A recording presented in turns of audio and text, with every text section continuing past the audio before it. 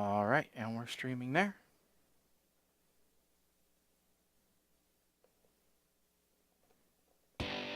Here are your hosts. Your hosts for this evening, Shaggy. Who the f*** are you?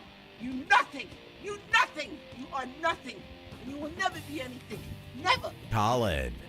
Anybody know who you are? You miserable, presumptuous, no talent. You obviously don't have the talent. And Mike, the Ape Man. You are everything that's gone wrong in this world. You are self-consumed, no talent, mediocre piece of shit. PTR Radio.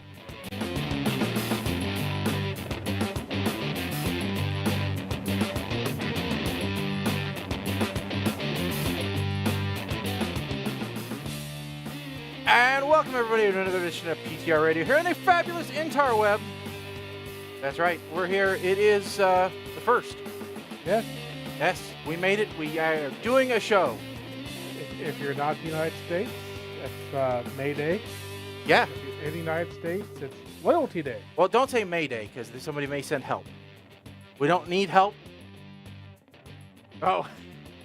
Well, sometimes we need. Well, actually, I could use some help right about now. My wife kept asking me, "Are you still going to do a show tonight? Are you sure you want to do a show tonight?" And the reason why is because, well, for the last 2 days, I've had a literal pain in the butt. All right. It is not, Mike, what happened to you? I remember, was it a year ago, maybe 2 years ago, you had a problem? Well, I remember that you had intense pain whenever you sat down anywhere but the toilet. You had some surgery or something to correct it, if I remember right? Was it a hernia or something? I don't remember what it was.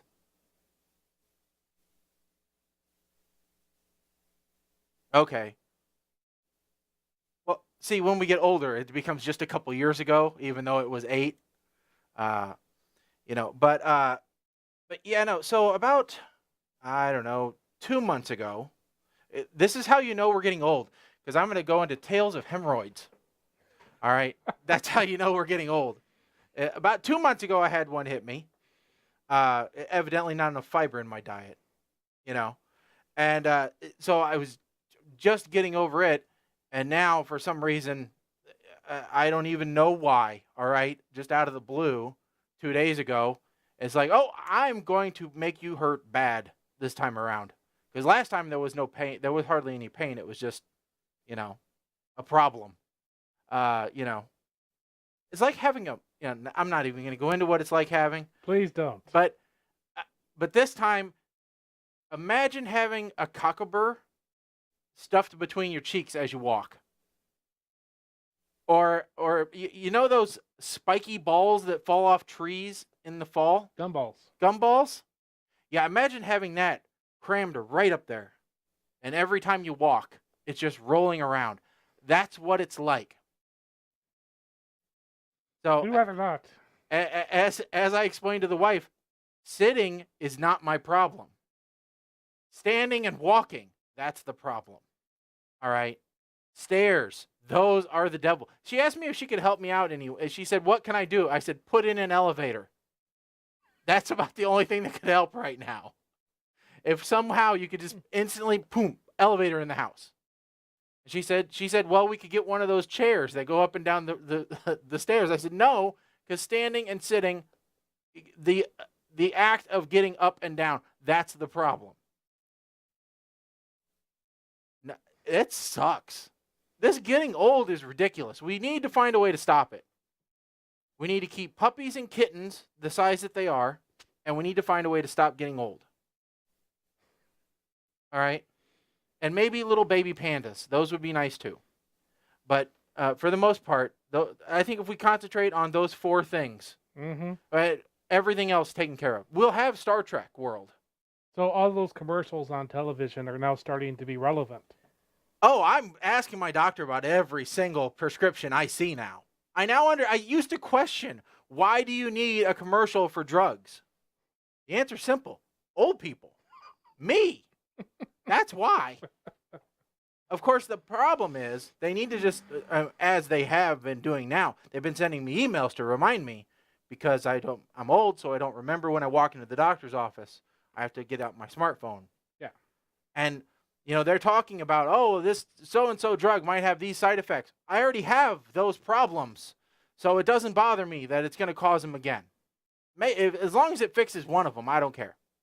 That's my goal right now, is fix one problem. I'll live with the rest. All right?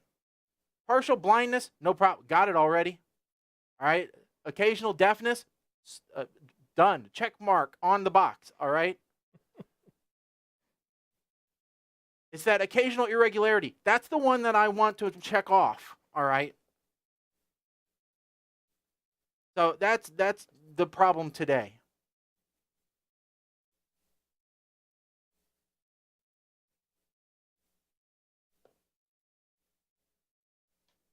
Oh, your toy. I got to get your toy on. Yeah. Well, you tell people what you did, and I will get your toy running. Yeah. What have you been up to?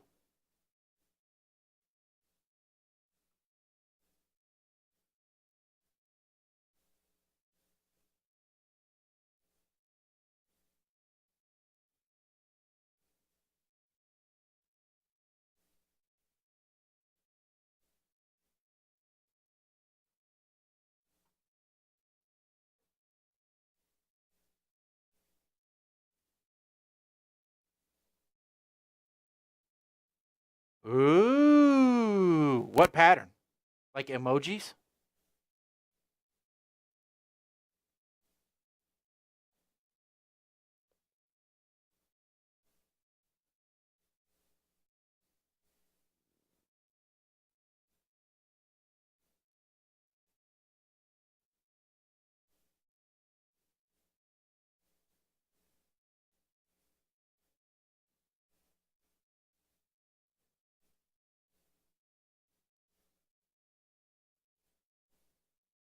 We watch a lot of HDT.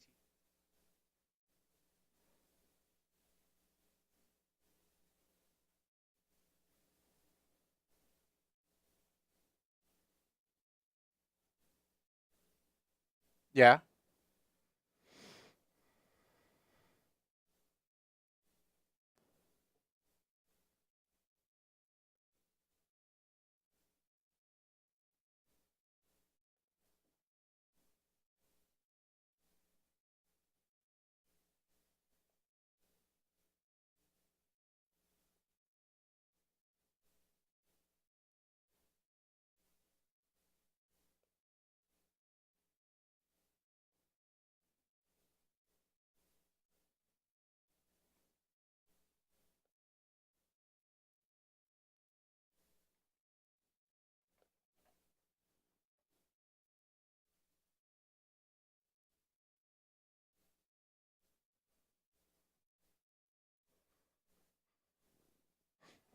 Yeah. Well, that's kind of sometimes how it goes. New construction, moving ready, we're done. All right. This way, when we are ready to die, Yeah. we can just sell the place and not have to worry about ever doing any renovations again. Yeah. Well, the idea is to not have to move. But that would involve having to do renovations. I understand that, but you don't want to have to move. I mean, I don't personally want to have to move away from this house. I know that I could have to. Well, but me wanting to, us having to move at this point is not a question of the house, to be honest. It's a question of how much more is our governor going to, our state government going to screw this state up, and we're going to get to a point where we can't afford to live here anymore. Well, that's true. I can see your point there, and I mean, and you have to extrapolate that point even further, and say how much is the president going to screw things up, and how much longer can you live in this country, and then you start looking at adjacent countries such as, oh, I don't know, Canada, maybe, and where can you live in Canada? Oh, I think we talked about it last show. There's a home just waiting for you. Can you hear this? Okay. WebEx is saying that people may have trouble hearing me. Okay, here, let me turn this up for you. This way you can hear it. Bastard. But I walked right into that. I know I did. I served that one up for you on a silver platter. well, that's okay because the president doesn't have enough to deal with this country. Now he wants us to go to Mars, which I think we all want to go to Mars. The president. Look. I am firmly of the opinion now that Trump didn't win this election. Hillary lost it. I think we can all agree to that. Okay? It's not that Trump was the better candidate. It's that Hillary was just a worse candidate. Yeah. It was the lesser of two evils. And everybody who's like, "Oh, all you people who voted for Trump, are you happy now?" No. No, we're really not.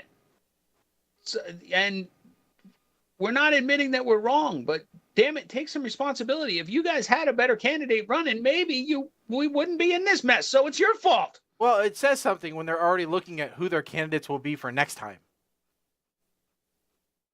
I don't think Trump's even going to run for re-election. Well, I saw if he makes it through the 4 years, I don't think he's going to run. I saw a headline that supposedly was quoting Pence that said Pence expected to be president by now. He figured that Trump would give up after the first 30 days. Trump is ready to give up. He realized there was a point at the election where he really thought you saw his demeanor change and you saw it sink in, and he's like, I might actually win this thing. Because he didn't want to. The day after somebody else won, he expected to immediately start campaign rallies for the next election. Yeah. I mean, he just wanted to say, he wanted to be able to go, well, this proves that it's rigged. I didn't win, and this just proves that the media is against me, and, it's all... I mean, he had his whole, conspiracy theory speech written. Exactly. And then they went and they elected him and threw everything off. Now he doesn't know what the hell to do, so he just goes and plays golf every weekend. Yep, which is pretty much what he did before, too. So. Yeah, I mean, really, he hasn't changed for him. And don't think that we're just bashing Trump, all right? Because if Hillary had gotten in, we'd be talking crap about her as well. I'm sure that she would have done something stupid. Oh, yeah. Like we'd have our first, I have no clue. I think we'd still be joking about what we call Bill. Yes, we'd still be joking about Bill. The first manho, We'd be questioning where all the interns are. Yeah. What the new protocols for that is. I mean, there'd be a whole lot. But see, here's the thing. Trump made a lot of enemies before. Trump was already a target for all of the mainstream comedians based on his work on The Apprentice and all of his business stuff. So they already were used to talking about him. Yeah, yeah. All this did was exponentially increase what they could say. Yeah, exactly, yeah. And gave him a few more characters in his, press secretary and some of the other ones. See, now here's where I really lose my mind a little. Some of these people he surrounded himself with. That's when I really started thinking, this is a joke, right? This is a joke.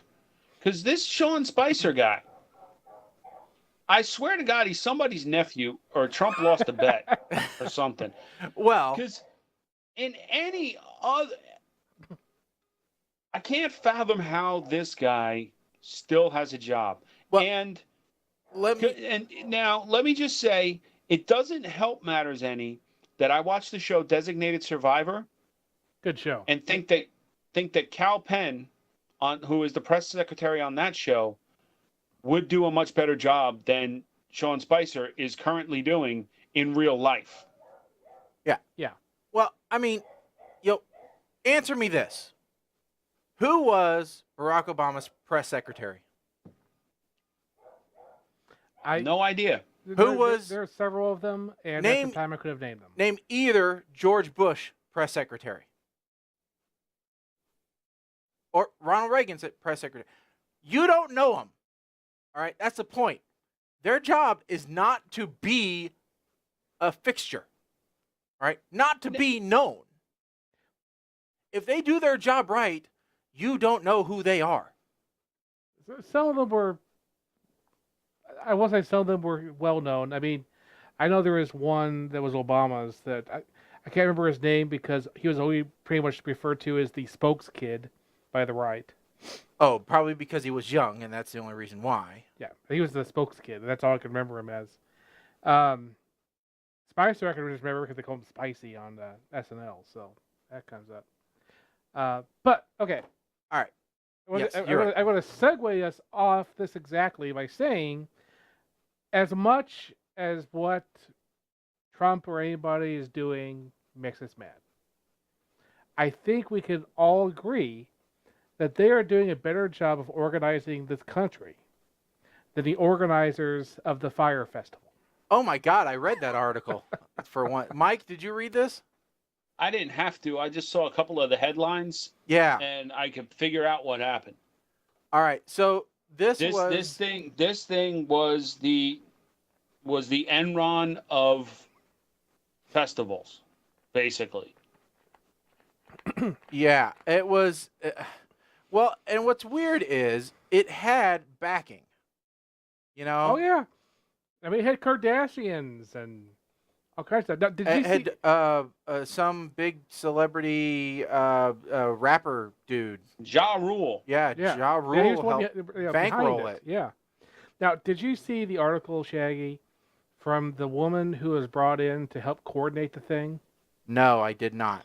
She said, okay, so she was brought in. She was asked by a friend to come and work on this. She has some experience, and she was supposed to coordinate things and talk to the musical acts like they were supposed to be coming in. Right. So she arrived at this beach where they're supposed to be doing this festival. There's an empty beach with a couple bulldozers on it. It is 6 weeks before the festival. Yeah. There is no staff. They have not rented a stage. Well, what was interesting was one of the organizers was saying he was blaming it on bad weather. No. But they pointed out that the weather got bad like a day or two before the event was supposed to start. Yes. When there was still sticks. All right. They hadn't put anything together, and a bunch of the would-be goers had gotten there, I guess, and said, listen, it looked like shelter tents, which was not deluxe accommodations in their thought. There was no running water. There was limited porta potty facilities. There was no catering because the catering company had canceled. Like a month before. Yeah. There was there was zero permanent shelters. The swanky geodesic domes they were promised turned out to be emergency shelters. Yeah. I mean, everything was just, garbage. Right. I mean, but here's the worst part. This is the part that made it really dangerous. The people who came to this thing, who've been spent up to $100,000 to go to this thing. Yeah, most of it was called like the Woodstock for rich people. Yeah, is basically what it was pawned off as. But they were told not to bring cash. They're all told to load money onto these wristbands that were going to be there for the festival. So you have lots of rich people on an island in the Bahamas with no food, no shelter, no money, and no money. So they're stuck there because there's nothing they can actually use the bands for because there was no infrastructure to actually, use the bands to buy anything. Yeah. It was...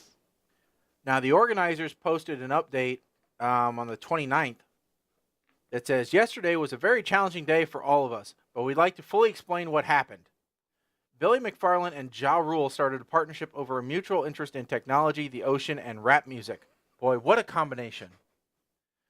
This unique combination of interests led them to the idea that through their combined passions, they could create a new type of music festival and experience on a remote island. They simply weren't ready for what happened next or how big this thing would get. They started by making a website and launching a viral campaign. Ja helped book talent, and they had hundreds of local Bahamians. Is that really? Shouldn't it be Bohemians?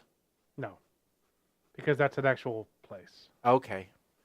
Join in the effort. Suddenly, they found themselves transforming a small island and trying to build a festival. Thousands of people wanted to come, and they were excited, but then the roadblocks started popping up.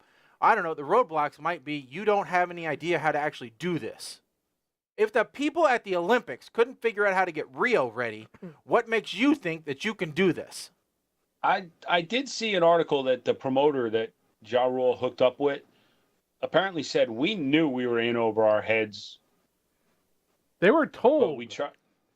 they were over their heads. Yeah, on an NPR article it said, where was it? Defendants were knowingly, it was shockingly, blah blah blah blah blah blah blah blah blah. Where was it? I saw it somewhere in here that the people were made aware months ahead of time that there were issues with the thing. But maybe I was reading the verbiage wrong. But right now, the festival has been hit with a $100 million lawsuit. Yeah, they promised to pay the tickets back, Right. but the people are claiming, no, wait. You don't strand us on a desert island and with no money and no food and get away with it by giving us back our money. Yeah. No. Apparently, welcome back, Rambo. We've missed you. Yes. I don't know where you've been. So, and it says right in here, attendees' efforts to escape the unfolding disaster were hamstrung by their reliance upon the defendants for transportation, as well as by the fact that defendants promoted the festival as a cashless event, like what you said. Defendants instructed the attendees to upload funds to a wristband for use at the festival rather than bring any cash. As such, attendees were unable to purchase basic transportation, such as local taxis or buses, which only accept cash. So the defendants' roadblocks to escape caused medical emergency, loss of consciousness after being locked inside a nearby building with the other concert-goers waiting to be airlifted from the island. Defendants had been aware for months that their festival was dangerously under-equipped and posed a serious danger to anyone in attendance. Individuals employed by defendants have since acknowledged that no infrastructure for food service or accommodations was in place as recently as last month. The island was totally barren, and that the few contractors who had been retained by defendants were refusing to work because they had not been paid. And I did read another article which basically said that the vendors, not just the construction crew, but the vendors, hadn't received even deposits for working there. And the musical acts had not been paid. Yeah. So, all around, this was a giant, what appears to be a giant swindle. This is Ja Rule getting even for being written out of the Fast and the Furious franchise and replaced with Ludacris. You think that's what this is? Well, he wanted to make up that income? Yep. So this woman who worked there, she was a talent producer. She arrived on March 14th, and they realized that there was nothing there other than biting sandflies at the time. Yeah, this is Gilligan's Island Burning Man is what they marketed it as. They and everybody else who showed up there as an 11-person team looked at it and they figured out it was going to cost $50 million to actually put the thing together the way it was being advertised. So they'd have to do $50 million worth of setup in 6 weeks. They said we should cancel this year's immediately and roll it over to 2018 and start the planning now. But a marketer working for the execs said, let's just do it to be legends, man. At that point, Ja Rule arrived for a site visit. It's unknown by Chloe here if he actually got off his yacht. But they did get together and have a party where Ja Rule gave a toast to living like movie stars, partying like rock stars, and blanking like porn stars. So I like all those things. that was their slogan. Well, and now evidently, Now they've failed like something that fails. Well, I think like unfortunately, Celebrity Apprentice stars, I think at this point, or like Dancing with the Stars. I think This- at this point things are going to fail. It used to fail like Ishtar, but I Okay. think from now on they're going to fail like the Fyre Festival. Well, and now evidently they've sent an email out to attendees that says, "Would you prefer to exchange your tickets for, instead of a refund, double the number of 2018 VIP passes?" Which will be on a beach somewhere in America. So they're planning on doing this again. Wait, What on they a beach say. somewhere in America? Yes, not Bahamas. And- This okay, time. so they're going to double. Crap. So they're going This to is give gonna- away that many This is tickets gonna- again. No, this is going to wind up being in the Jersey Shore. Son of a bitch. It's here's the options. Yes, let it ride. I'd love to support you all in creating something amazing. Or no, I'm not down for the adventure. Talk about a leading answer. There are some people who are glad they went. Well, there was this one. I saw this one Instagram picture. It says, Fyre is a huge S show, but it hasn't been a total loss. I got to meet this swimming pig yesterday. Yes, the beaches there in the Bahamas and these Pacific Islands are known for having swimming pigs.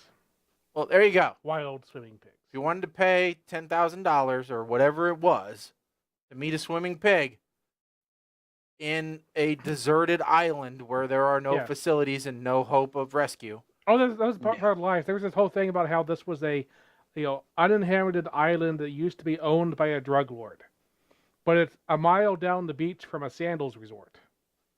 Most of them should have having just an gone to island- Sandals. I Yeah. bet Sandals They- had a hell of a walk-in business. They used to be. Hmm. So they found the island. They were on Frederique Island. I couldn't remember the name from Revenge of the Nerds. I wonder if they saw if they found the big cache of weapons while they were there with their coconut metal detector.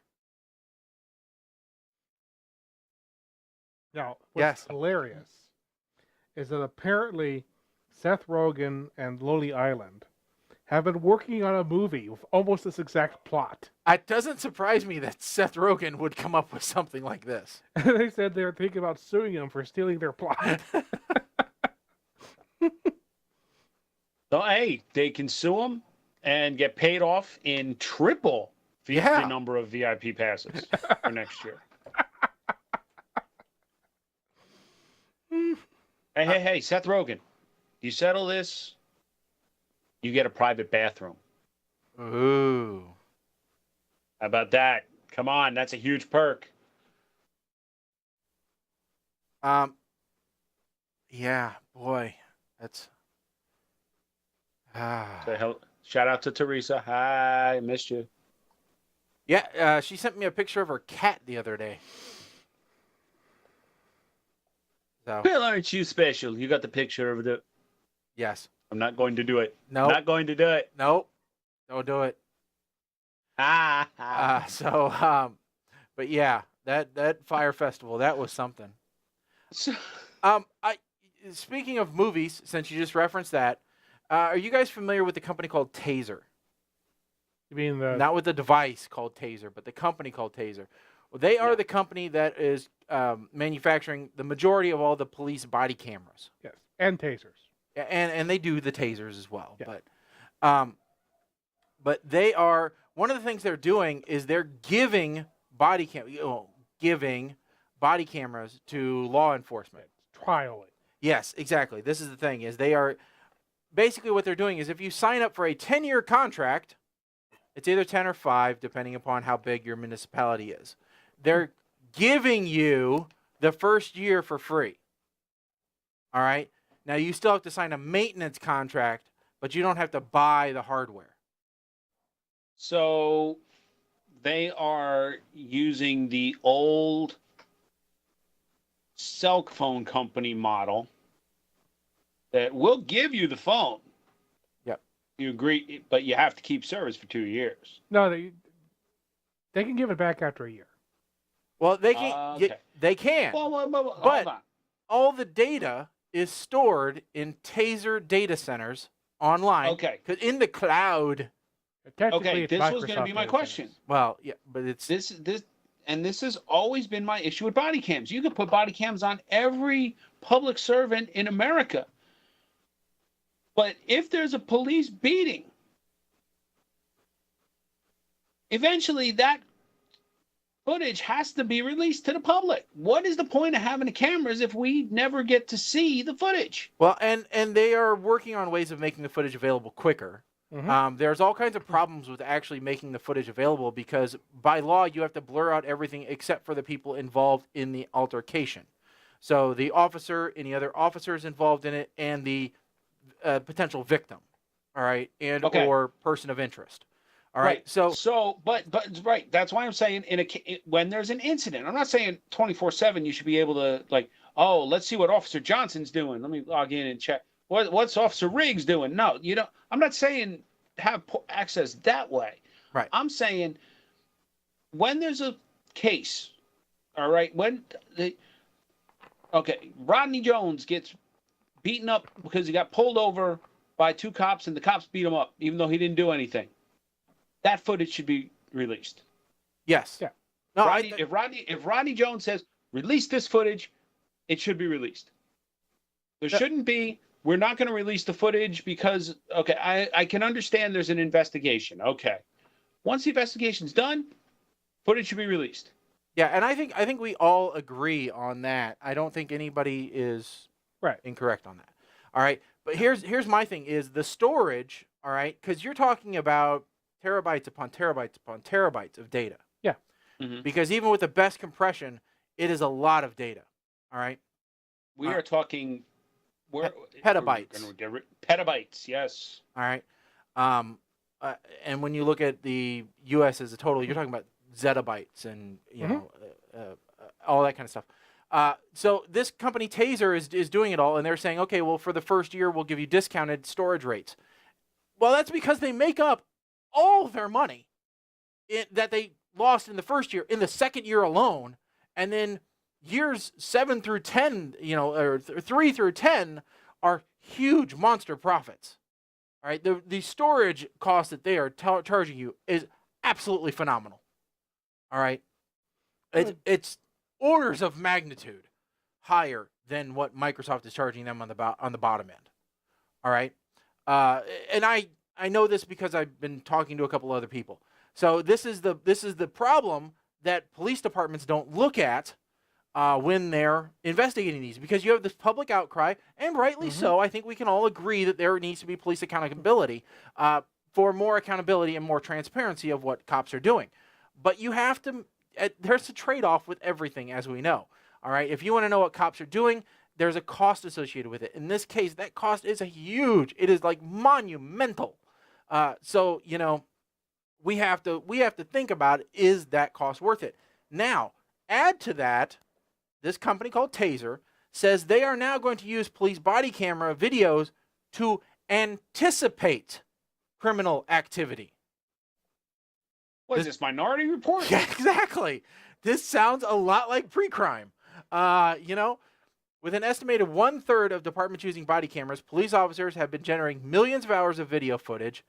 Taser stores terabytes of such video on evidence.com in private servers to which police agencies must continuously subscribe for a monthly fee. That's what I was talking about. Data from these recordings is rarely analyzed for investigative purposes, though, and Taser, which recently rebranded itself as a technology company and renamed itself Axon, so look for that name coming up, is hoping to change that. Taser has started to get into the business of making sense of its enormous archive of video footage by building an in-house AI team. In February, the company acquired 2 computer vision startups, Dextro and Fossil Group, and says the companies will allow agencies to automatically redact faces and protect privacy, extract important information, and detect emotions and objects. Detect emotions. from video. Now, this isn't a mood camera that we're watching, unless they're going to start taking thermal imaging as well. Just to jump back, because as you're saying this, I'm envisioning my town deciding that they want to start doing this, and me at a town meeting arguing with them about it. I can't imagine you ever arguing, Mike. Well, keep in mind that if you have a terabyte of data, just keeping it simple, from your police body cams, whatever price you're paying, I imagine that you are going to pay double because you will need some redundancy to that data unless that's written into the contract and part of the price. But and it's not a terabyte per month. It's 1 terabyte this month, but then you pay for the storage of that terabyte plus the additional month. So it exponentially increases. Yes, it's compounding interest. Right? Exactly. That's a great way to put it. So this is, I mean, from a business sense, if they get any towns to do this, that's fine. But guess what? Towns are going to go bankrupt. Oh, thanks yeah. to OC. They should just rename themselves OCP. They really should. Well, I mean, you look at it, this is the same thing that happened with the red light cameras. All right? And the speed cameras. Because those were run by a private company originally who got a percentage of all of the fines that they assessed.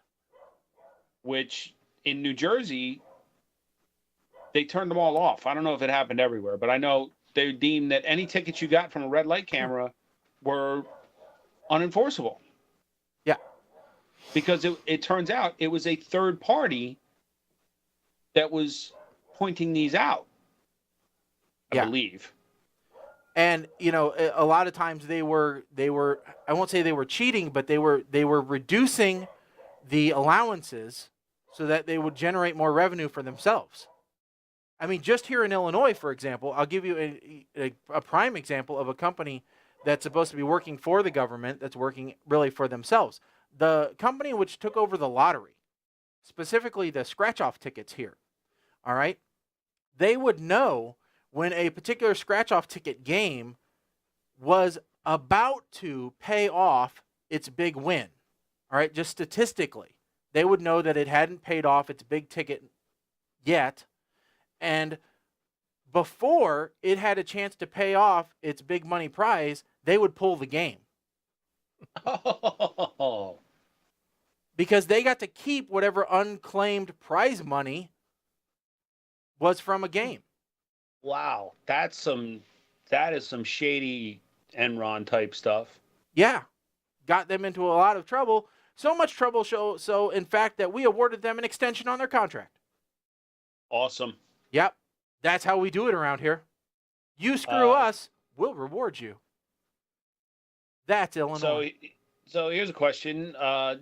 Dan writing in, don't they purge the data? I imagine after a certain amount of time they do.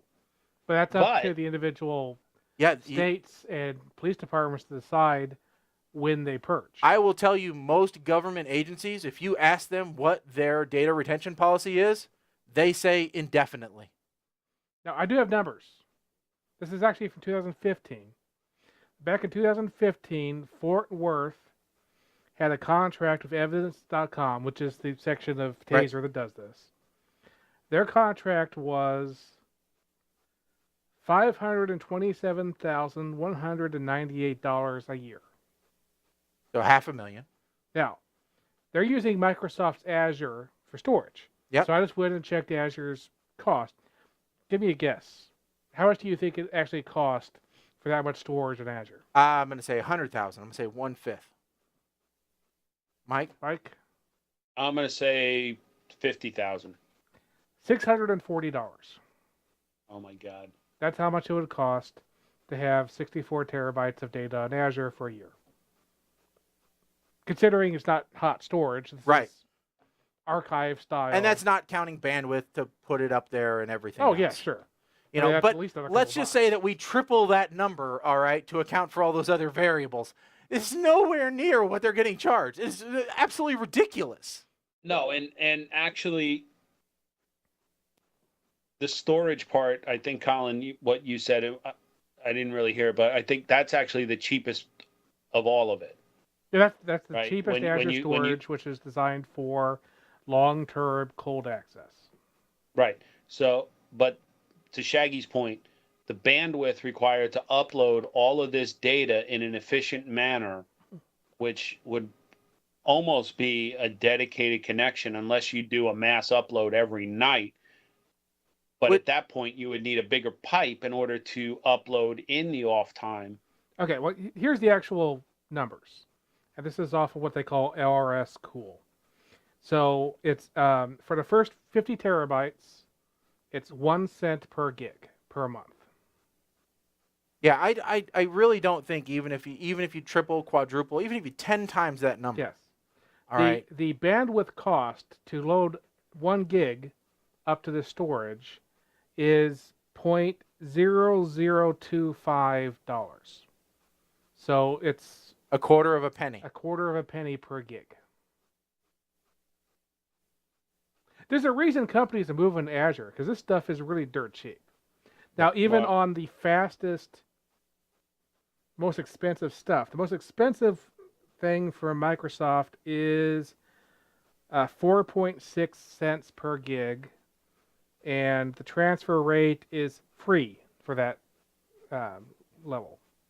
So, but like I said, I was just getting to this whole thing of they're going to be able to anticipate criminal activity based off of all these hours upon hours upon hours of footage. No. And behavior and everything else. They're talking about automating suspicion of crimes based on the locations, private predictions.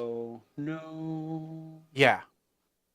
This is scary stuff. So when you want more police accountability and you want more data storage, be a little bit wary about what you're asking for. Because anybody that collects data is going to try and manipulate it, and then they're going to try and draw assumptions from it. Yep. Because that's what we do with data. What everybody does with it. So, all right, moving right along. Footloose and fancy free. Moving right along. Sorry. Muppets. A Muppets moment. I was right there with you. I just kept. I managed to not sing. Back in on. It's all three of us. So go ahead. Let's go back into. Let's talk now about suppression of a particular group of people and how they are being unfairly oppressed. Because now that we're in this goal, now that we're in this vein, let's talk hardcore about somebody being really put down and told no based on one aspect of their life. Mike, do you know who I'm talking about? What kind of people I'm talking about? Take a guess. He's not going to guess. Primates. No. I'm talking about the Trekkies, Mike. The poor, hardworking Trekkies. Trekkers. No, Trekker is somebody who walks. A Trekkie is... There's no such thing as a Trekkie. Yeah, there is. Nope. Okay. So this... Star Trek fans. Move on. Jesus Christ. I don't really care. Some people all right. really do for some unknown reason. So Manitoba brings us this news. Oh, and you want me to move there. Go ahead. A man is being told he can no longer have his offensive license plate. His license plate says assimilate. The call of the Borg. The town, the municipality has decided that it is offensive, and that he is no longer allowed to have it, and he must have a different license plate. Well, depending on how it's spelled, I guess it's offensive because somebody could read it like "ass, I'm late." ASIMIL, the number 8. Oh, no. No, Mike. You're not even close to why they think this is offensive. He received a call from someone at the Manitoba Public Insurance Office who told him that two people called and complained that his letter was offensive to minorities. Controller also stated that he received a letter telling him to immediately surrender the license plate.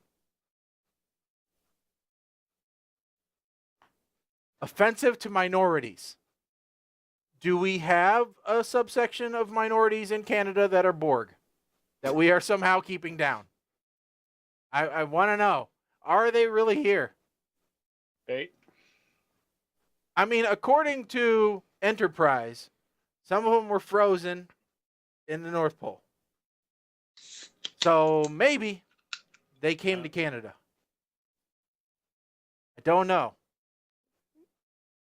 Do you want me to explain? Yeah, go ahead. I want to hear this. It's Native Americans. Apparently, some Native American tribes in Canada don't like the word assimilate because it seems to me about making them assimilate themselves into our or Canadian culture instead of maintaining their native culture. So does that mean that something like conform would also be banned? Yes. Wow. This is one of the stupidest things Or I've ever found. Maybe for us. Thank blend, you. that would be not allowed. Go with the flow. I'm just... No, that probably wouldn't be allowed either. Hakuna Matata. Exterminate. No, wait, that will offend somebody for sure. Okay, listen. Yes. While we're talking exterminate, Yes.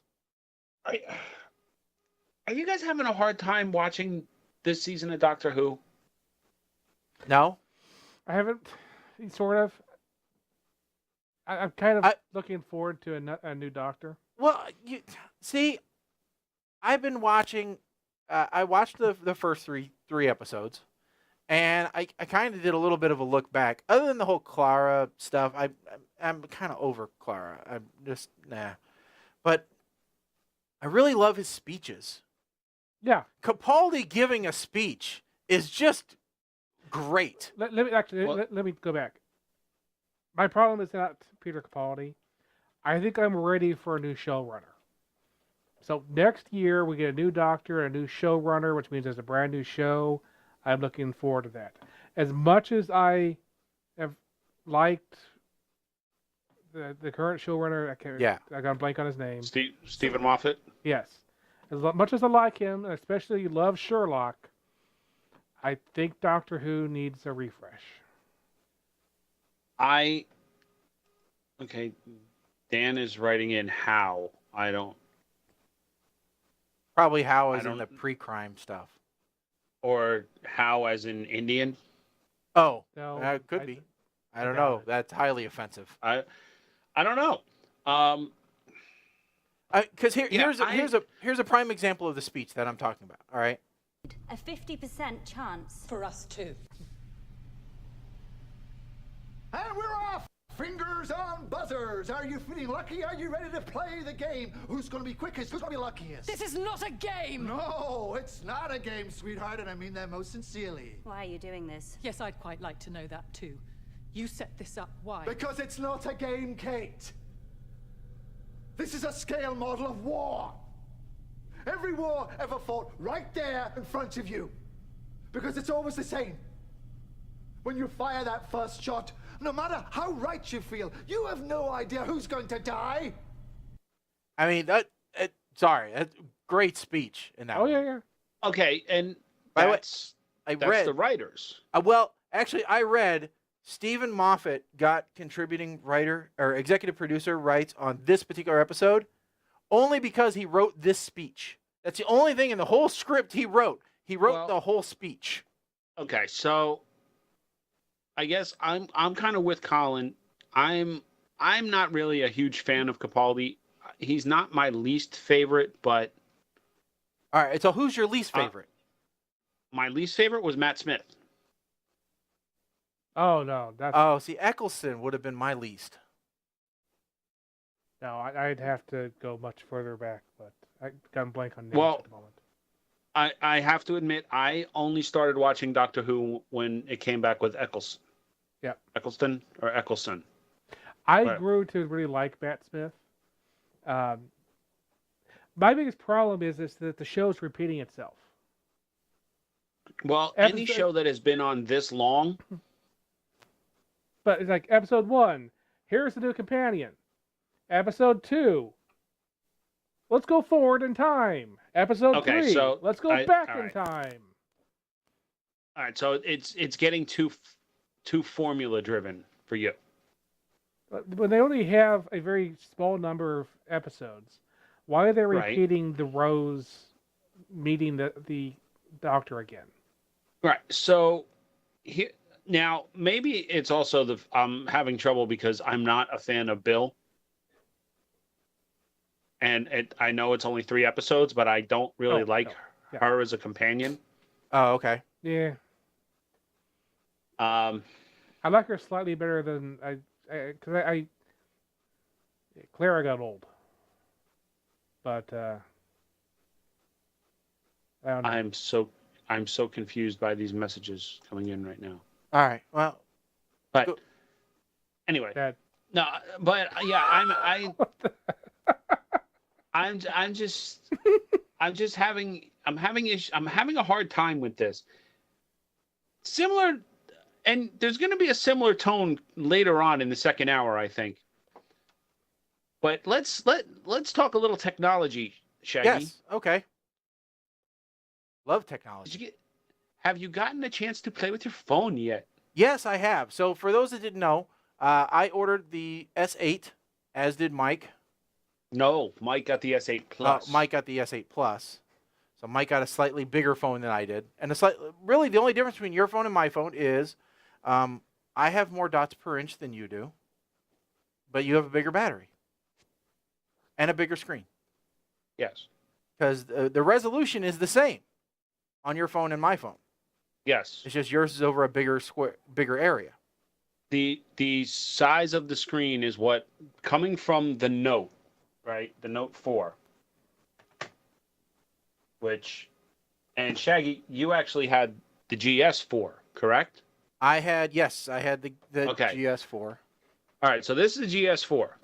So here, Galaxy S4. Yep. To the Note 4, which, as you can see, big difference. They're both in cases here, but big difference.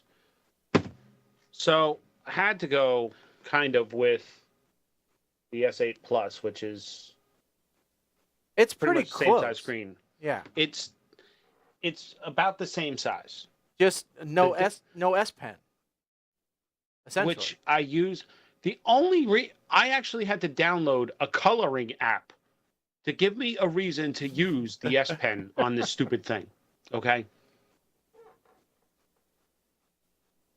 Yeah, I mean, I did not think I was going to have a reason to use the pen at all, so it wasn't going to bother me. I will tell you though, because the S4 ran Android 5 and this is running 7, there is a bit of a learning curve for me. Yes. There is definitely some changes.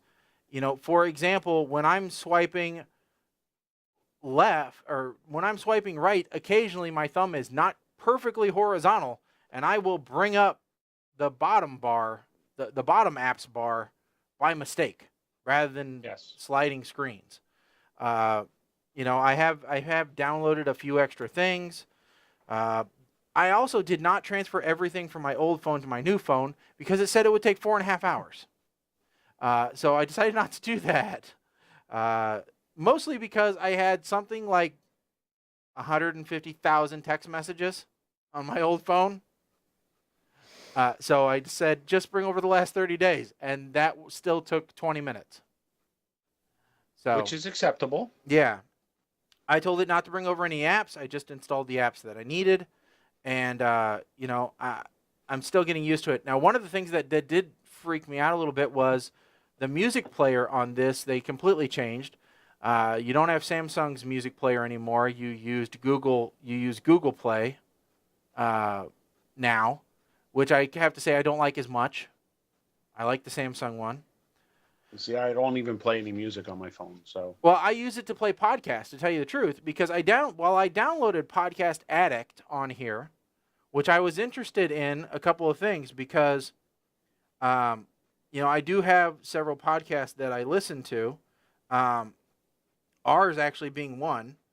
But here, Mike, can you see right there where it says, well, if it will focus at all, which it doesn't, but it actually says 300 on our feed, 362 subscribers. Wow. Which shocked the hell out of me. And we don't have that many followers on our Facebook page. So I did, but I don't like the audio player in Podcast Addict. So the way it's working is I'm using that to download the episodes, but then I'm using Google Play Store to actually play them. Still haven't found the perfect player yet, but I did load a bunch of other apps on here. So, and I did get it in a case. I had it for a couple days without a case, just because I don't know, something weird in me told me to wait and buy a case after I got the phone. But it was a difficulty getting the phone because Best Buy. Yes, you had an issue. I had an issue because Best Buy. All right, so let's play the scenario through and tell me if I am expecting more. All right. Yes. So I go online at 12:02 a.m. the day it goes on sale. It goes on pre-order. Mm-hmm. All right. I am within the first 15 minutes of the phone going on sale. I have checked out of Best Buy. Online order, and it says your phone will arrive on. What was it? 4/21? Is that what we said? They both should have been here. Yeah. Yeah. 4/21. Said your phone will be there on 4/21. No later than 4/21 is actually what it said on my receipt. All right. Then, the morning of 4/21 at 6 a.m., I get a text message from Best Buy saying, your order has been delayed. It could be 30 days before you get your product. And I am not the only one to get that message. Because I hop online and I find a forum full of people that are pissed off. Because they got the exact same message, which none of us got a message before the day our phones were supposed to arrive saying that there was any problems. Mm-hmm. Because universally, we all agreed in the forums, had we known there was going to be a problem, we would have gone to another company and bought our phones. Yes. We would have gone direct to our carriers and gotten the phones. The only reason that we bought them through Best Buy is because Best Buy had $50 off the phone, which ended up lowering your Edge price by just it was like $1.25 a month or something like that. I mean, it was a little bit down from what it normally was, and it's Best Buy, it's Best Buy. Best Buy is going to sell you stuff. We buy other stuff from Best Buy. Amazon wasn't selling the phone, or I'd have bought it through Amazon. So, I was highly pissed on 4/21, and so I posted in the forums and said, where's the explanation for this? Because 30 days is garbage. Because the reason why is because there was a bonus offer being given to everybody that pre-ordered that said, hey, you could either have the free VR headset or you could get a $99 total immersion experience, which ended up being like a $250 value or something like that. Okay, so the two options were the free VR headset with controller and a bonus and some content. Yeah. Or for $99, you get the same package plus additional content plus AKG headphones. And a 250 gig micro SD card. 256 micro SD card. Yes, that was the other thing I forgot. Yeah. So it turns out that that $99 upgrade, if you will, that sold out as of a couple days ago. Well, it sold out because it was Friday. It sold out the afternoon that the phones were released. So by the afternoon of the 21st, they were gone. Because there was only 350,000 bundles total. And there was only, I think, 50,000 of the the experience available. Okay. So everything else So- was the basic bundle. Did you get in and get the basic bundle at least? I was able to submit my information, and I haven't heard back yet, other than that they got my information. And that it could be Okay. 6 to 8 weeks before I get a delivery. Okay, so you got an email saying that your request was approved. I believe I did, yeah. Okay. Then you're in. From what I understand. Because I got that, and then I got the shipping confirmations, and all I could look, this is huge. This thing. Right? Yeah. And for the love of God, I sat there for about an hour with it. One, I started to get a little bit of a headache because, mental note, guys, if you're going to play with the VR headset, make sure your screen is 100% clean. Yeah. And because it was a little bit out of focus, and I thought, okay, maybe it's just me. I couldn't get it to focus perfect. Then I realized, oh, yeah, I got all kinds of schmutz on my screen. Because holding the screen right here is a lot different than looking at it from here. Right, yeah. Which, by the way, I just checked my gift status, and I was approved. Okay. So they say they're processing my gift now. So I guess the question is, when did you actually get the phone? 'Cause I got it on Monday, on the following Monday. But, Okay, so you got it on the 24th. yeah, but there's a lot of people that still haven't gotten theirs in this forum. And Yeah. like I said, it was thousands Yeah. of people. sounds like the Nintendo thing over again. You Next know, thing you know, they're going to discontinue it and say, "Oh, it was only supposed to be a couple-day phone thing." you Like know, the well- NES Classic. and like I said, the thing that irked all of us was it reeked of a deceptive practice, because you're told when you order something's going to be there, and then you are not told that there is any issue. You can't tell me they didn't know by Wednesday that there was a problem, because I tell you what, by Wednesday, if you don't have, if Best Buy doesn't have the phones in hand by Wednesday, there's no way in hell they're going to get them delivered to people by Friday. Well, the phone's probably sent directly to Best Buy from Samsung. Not according to what we were being told. We were being told they were going from Samsung to the carriers, and then from the carriers to Best Buy for final delivery. Right. But not to like a Best Buy warehouse somewhere. Well, no, we were told they were being sent to a Best Buy warehouse, and my box came from a Best Buy warehouse.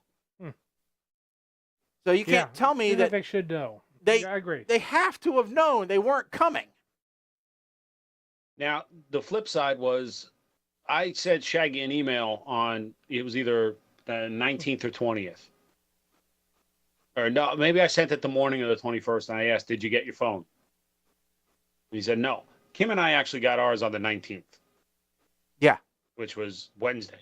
The Wednesday before the pre-orders were supposed to be out by.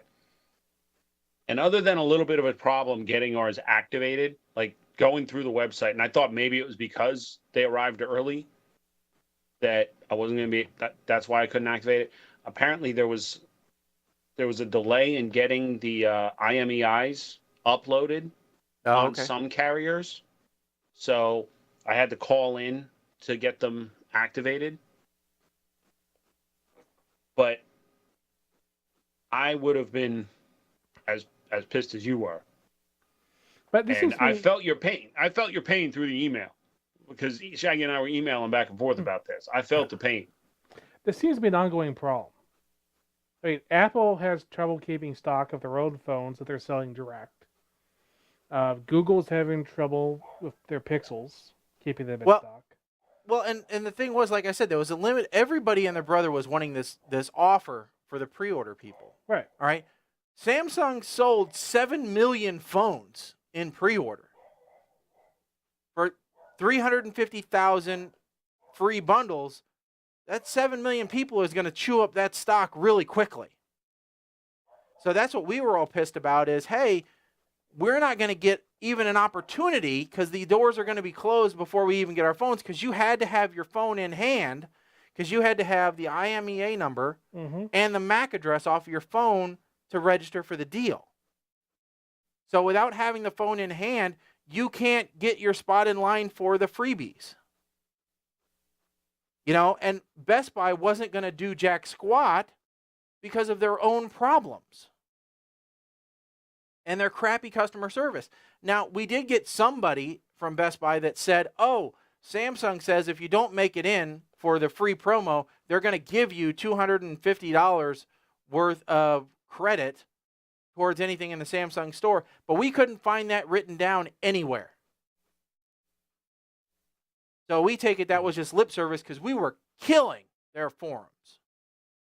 I mean, just this one topic had 8,000 posts on it. Well, in response to Colin about the supply and demand, or everybody's, I think the phone manufacturers are learning that they need to err to the side of caution when it comes to production for first runs. Mm-hmm. Samsung especially, because there was a big variable here based off of the way the Note 7 was blowing up. Yeah, they couldn't afford to have any problems. Right. Right, but they also couldn't afford to make the mistake of making too many phones and not having anybody buy them. Well, I understand that too, but when you do the pre-sale, then you've got, you know, they had 45, maybe 60 days to figure out what their production line was. And, you know, trust me, those guys can crank out a lot of phones because they manufactured most of the parts for them. I mean, they're manufacturing the parts for the iPhones. And if I was Samsung, I would so short that order and say, oh, sorry, we're slowing down on production. Don't know what's going on there. You know, if you're welcome, you can make your own too. Because evidently now the next iPhone is going to have the Infinity display, according to rumors. Yeah, well, the Super Infinity display. They've been working on it for a while. Yeah. I mean, Samsung wanted to do it what Apple's going to do, which is put the fingerprint reader on the front as part of the actual display. Yeah, underneath the home button. And so that's what, and Apple originally was supposed to be doing it last year, but they want to get that right. They couldn't figure it out. And there's a lot of, and that is the big complaint about this phone is, all right, so in the middle of the back of the phone, you have the camera, all right, and then just to the side of it, you have the fingerprint reader. So if you do use fingerprint to unlock it, guess what? 9 times out of 10, you're putting a smudge on your camera. All right. Now, is that a huge problem? No, I don't think it is. Just don't use the fingerprint reader. Especially if you've got it in a case. They say, well, you don't know where to put your finger naturally goes to the center. Well, if your phone's in a case, actually, you've got another,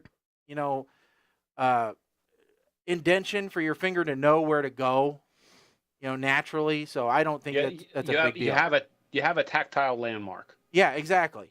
It's for the people that don't have their phones in cases, maybe that is more natural. And I will agree that the Pixel does have a better location for it, which is in the center, and they moved the camera up to the corner. All right? Better design. But Samsung's cameras have always been this way. All right? Like I said, Mike and I both had an S4. The camera was in this location. And you can go back to the original Galaxy, somebody online did, and said, listen, the camera is always there. Mm-hmm. So if they wanted to move the camera, you could go back as far as the Blackjack. Yeah, if they wanted to move the camera, I bet they have a ton of re-engineering on the base motherboard that they would have to do, and they're not going to do that for what ended up being a temporary solution, because I've already been told that in the Note, this is moved. The fingerprint reader is going under the home button. They just couldn't get it done for the S8. They didn't have enough time. So, it's a temporary solution. And look, I don't use the fingerprint reader at all. I have my lock screen set up with either the irises or a pin. Yeah. Right. And by the way, Kim was angry because somebody texted me while we were it was the contractor while we were getting the sidewalks done, and she knows the sound. She tried to open my phone to read the text message, and she couldn't because she didn't know my PIN and she don't have my eyes. And the very next conversation was, "How did you do that?" So now hers is set up so it's just like, here, allow me to look at you. Yeah. So, whenever you set the fingerprint, you do have to set up the PIN as the backup. So yes, same thing with the iris scanner. So now, does Samsung force you to use the PIN for the first time you turn the phone on? You have to input the PIN after your phone resets or after a reboot. Yep. Yeah, I think that's correct. I know the iPhone does that, and also if the phone has not been unlocked after like 2 days, it forces a PIN. Now, I did go and change. That I don't know. I was a little bit disappointed that I couldn't find the same ringtone that I had in my S4 that I'd gotten so conditioned to listening to. Wasn't available on the S8. I guess they just don't seem to care about that. I don't know. I've always made my own ringtones because I get I can't use a stock ringtone because inevitably I will be behind or shopping where someone has that same ringtone. Yeah. My phone's always vibrating. So, I mean, I did change it a little bit because the stock standard one I didn't like because, again, same problem as you, Mike. I figured everybody would probably have it. And so I did go with, let's see if the microphone will pick this one up.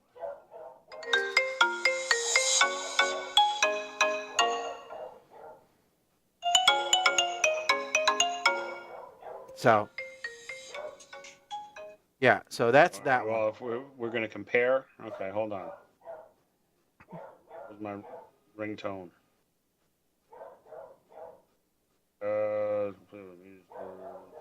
On.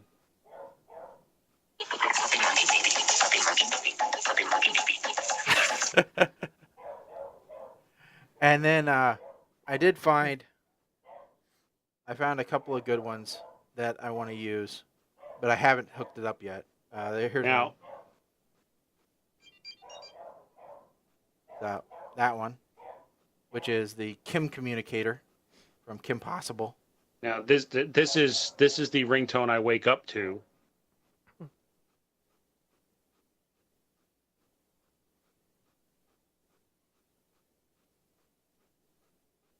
The sound of Not silence. playing? It's not playing. Hold on. Oh, because I have media turned all the way down. Hold on.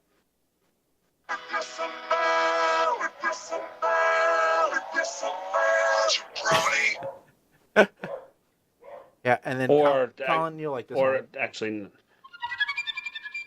Oh, that's nice. Yep. Actually, this is the other one.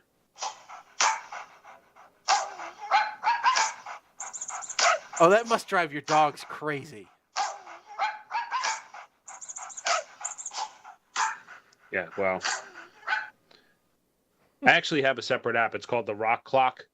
Okay.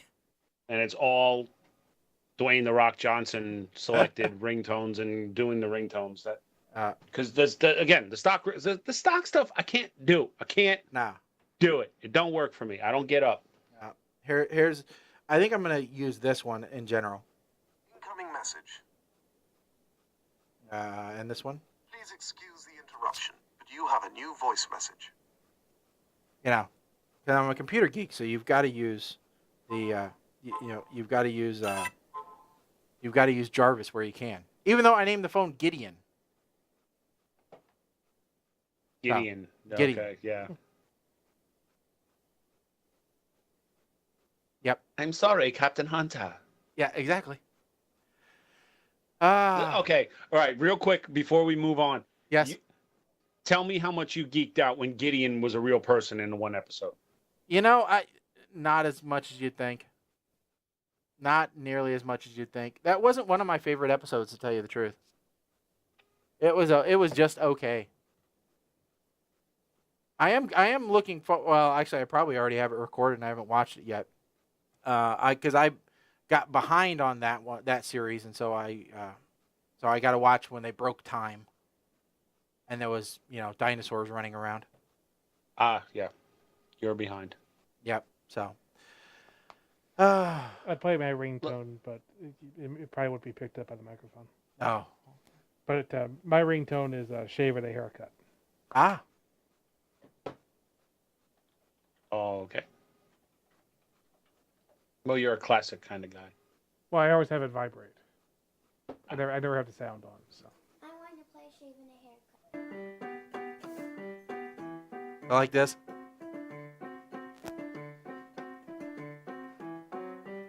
I don't know if I ever heard that. That's shaving a haircut. Do I have my old one? Because now I'm thinking that I may need to. I need to change it. No, I guess I don't. I got to download it because I had the narwhals.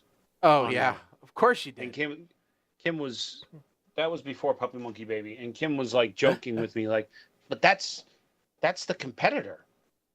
Like, yeah, and I like the song. It was a song before Sprint ganked it. How about Pineapple Apple Pen? Maybe you need that one.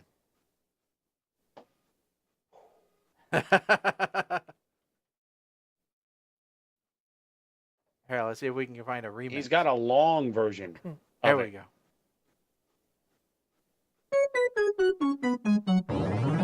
PPAP.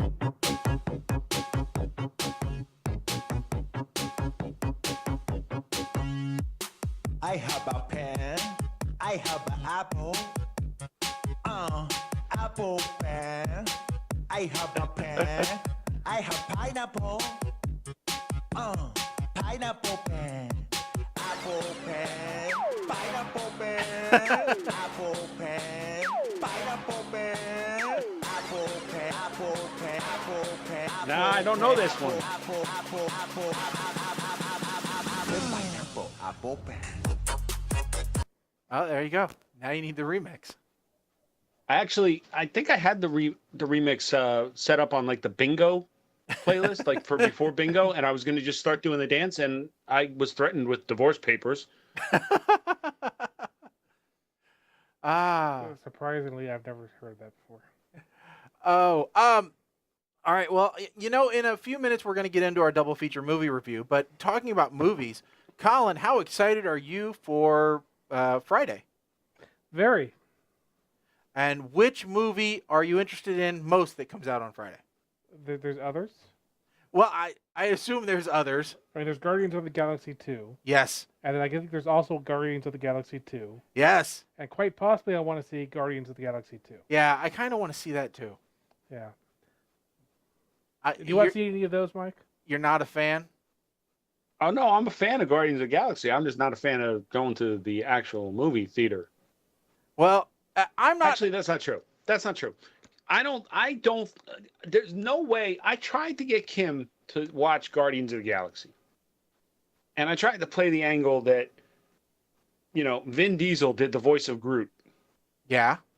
And it kind of like, okay. Did you say Bradley Cooper does the voice of... Bradley Cooper does Rocket Raccoon. She's like, okay. She watched one scene with the two of them. And she's like...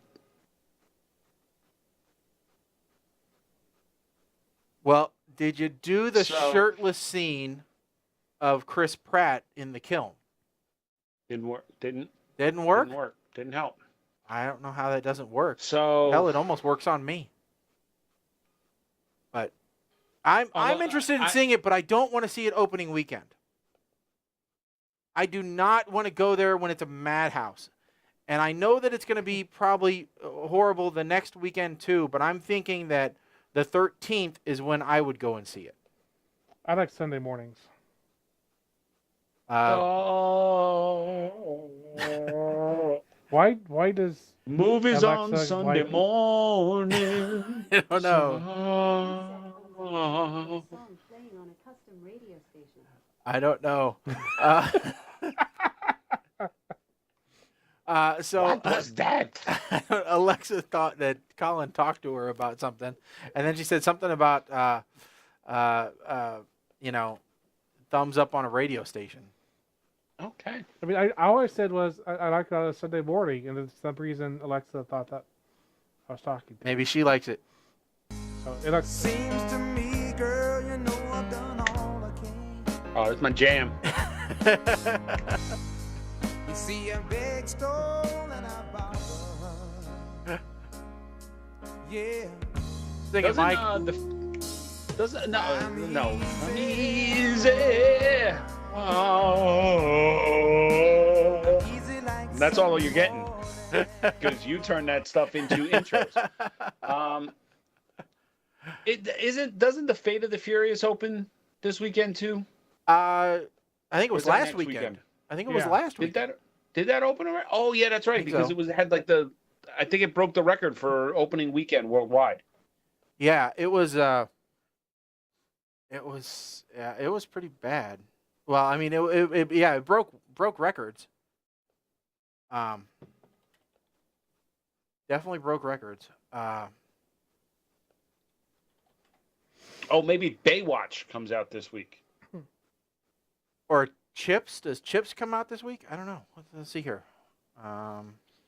Chips may be on video already. No, it could be on pay-per-view by now. Let's see here. I was just looking through what's new on Netflix. There is one terrible movie coming out on Netflix this month. Teenage Mutant Ninja Turtles Out of the Shadows is on Netflix. I've not seen it. I just have to imagine it's bad. I tried to watch the first one. All right, so this weekend we get Guardians of the Galaxy Volume 2, Lovers, the Dinner, 3 Generations, Mr. Chibbs, and Fast and the Fate of the Furious came out last weekend, along with How to Be a Latin Lover, Brahambali 2, The Conclusion, The Circle, The Boss Baby, Beauty and the Beast. Oh, that's been out for a little while. These are just movies that are out. That are out. Going in Style looks a little funny. Of course, it's got Morgan Freeman in it, so, you know. From the reviews, the only thing going for it is the actors. Yeah. But not the story. Okay. It basically was a direct-to-video movie that managed to get actual actors in it. Which means it might be a good candidate. Yeah, so what you're saying is a double feature movie review candidate right here as soon as it comes out on Netflix. Next week, King Arthur. Oh, May 19th, Alien Covenant. Okay. Now, June 2nd, Wonder Woman comes out. And there's been some recent articles asking, where is all the damn promotion for it? I've seen ads for it. Yeah, but nothing like any of the other DC movies. It's a little early for June ads at the moment. I would expect to start seeing ads for it soon, though, and on TV.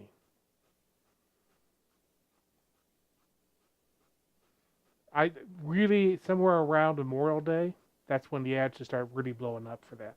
Yeah, If, they're going to advertise correctly. Actually, what I would really expect is to have a huge Wonder Woman trailer before Guardians of the Galaxy 2. Yeah, I could see DC doing that. Yeah, that might happen for sure. I mean, I know that Guardians of the Galaxy is Marvel, but still. Yeah. There's I saw Beauty and the Beast in the movie theater, and before Beauty and the Beast, there was a trailer for Boss Baby, which was specifically designed to be in front of Beauty and the Beast, even though they're two different studios. Oh, that's really sad. The 40th anniversary of Smokey and the Bandit is coming up. Yep, it's coming to theaters. And the 20th anniversary of The Fifth Element. Wait. Did you just say Smokey and the Bandit is coming back to theaters? Yes, it's a Fathom event. It's kind of like how Jaws came back for like one weekend. Yeah, it's probably up to like Sunday, May 21st. Wait a minute. May 21st. Okay, the week after Mother's Day. Actually, it says May 21st and May 24th only in select cinemas. On the poster, at least. I have to see where that's going to be playing.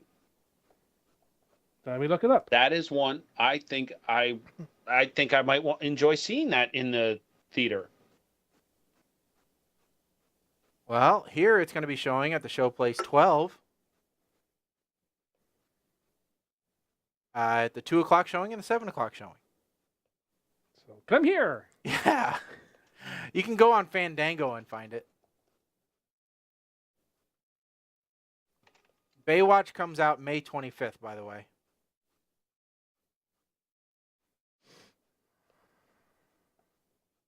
So, yeah, all those will be coming out. Oh wait, hold on. I think I saw Wonder Woman. Wonder Woman is June 2nd. So we're still a little early for that. For them to be advertising hardcore. Now, doesn't that have Captain Kirk in it? What? Wonder Woman? Doesn't he play the love interest? I mean, Chris Pine. Yes. Captain Kirk. Yes. Captain Kirk. Yes. He is in it. And then the last night of the Transformers comes out June 23rd. That one, I could give or take. Spider-Man Homecoming is July the 7th. I don't know if I'm going to like that or not. I don't know if I'm going to like it because of the amount of Tony Stark which appears to be in it so far. Yeah. You know? I think they're doing that for a couple of reasons. Tom Holland is not a very well-known person, and honestly, Spider-Man is not one of the more marketed characters. So I think they have to bring Tony Stark in. Now, Mike, here is a movie that I think has been kept off of all of our radars. The Emoji Movie. Have you ever heard of it? That has been kicked off mine. Has it been kicked off your radar? Yes. I heard the name and I said, no. Well, I was just interested. I am not. And Emoji Movie. Let's see here what we've got for a trailer for the Emoji Movie. I'm just wondering. Let's see if we can bring this up here real quick. Oh,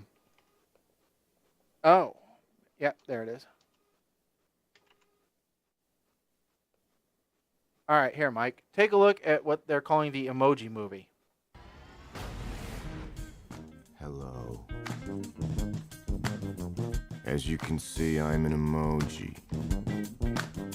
Oh, that's Amen, to be exact.